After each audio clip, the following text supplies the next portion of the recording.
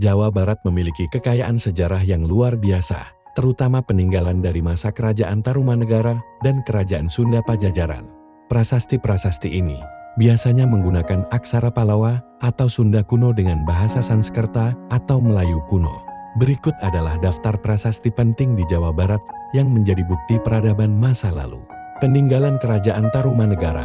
Sebagian besar prasasti ini dikaitkan dengan Raja Purnawarman yang perkasa dan taat. Prasasti Ciaruteun di Bogor terkenal karena terdapat cetakan telapak kaki Raja Purnawarman yang disamakan dengan kaki Dewa Wisnu. Prasasti Kebun Kopi di Bogor menampilkan pahatan telapak kaki gajah yang dianggap sebagai gajah Airawata. Prasasti Jambu di Bogor berisi pujian atas kegagahan raja dalam peperangan.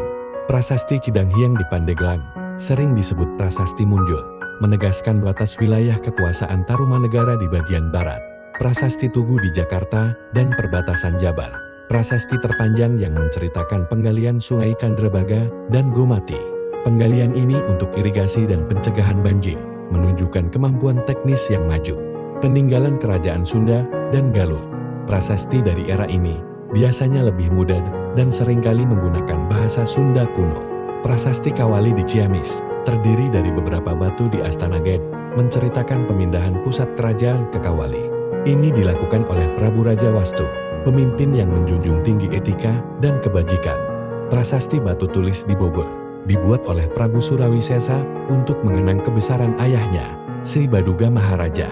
Prasasti Kebantenan di Bekasi berupa lempengan tembaga berisi keputusan raja mengenai tanah suci yang dibebaskan dari pajak. Ringkasan perbedaan utama. Prasasti Tarumanegara menggunakan aksara Palawa, bahasa Sanskerta dengan pahatan telapak kaki. Tokoh utamanya adalah Raja Purnawarman, sedangkan prasasti Eskuenda atau Pajajaran, aksara Sunda kuno, bahasa Sunda kuno. Ciri khasnya lebih banyak tulisan naratif, dengan tokoh utama Sri Baduga Maharaja atau Prabu Raja Wastu. Menarik, bukan? Jejak sejarah ini membuktikan bahwa Jawa Barat sudah memiliki sistem pemerintahan dan teknologi sejak ribuan tahun lalu.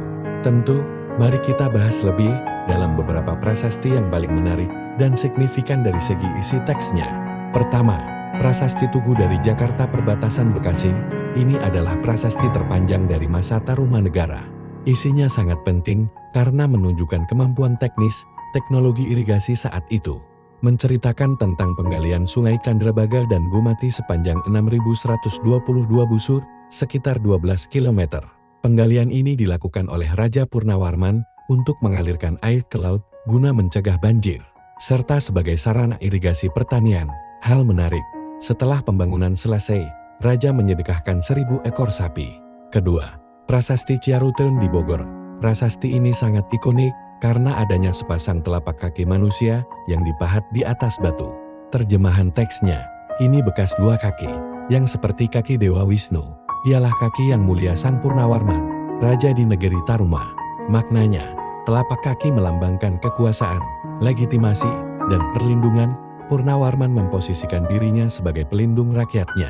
Ketiga, Prasasti Batu Tulis di Bogor. Berasal dari masa Kerajaan Sunda Pajajaran dan ditulis menggunakan bahasa Sunda kuno.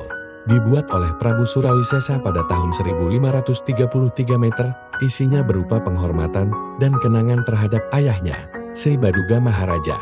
Poin penting, prasasti ini menyebutkan jasa-jasa Sri Baduga seperti membuat parit pertahanan di sekeliling Pakuan, membuat Telaga Sanghyang Talaga Warna, dan memperkokoh ibu kota.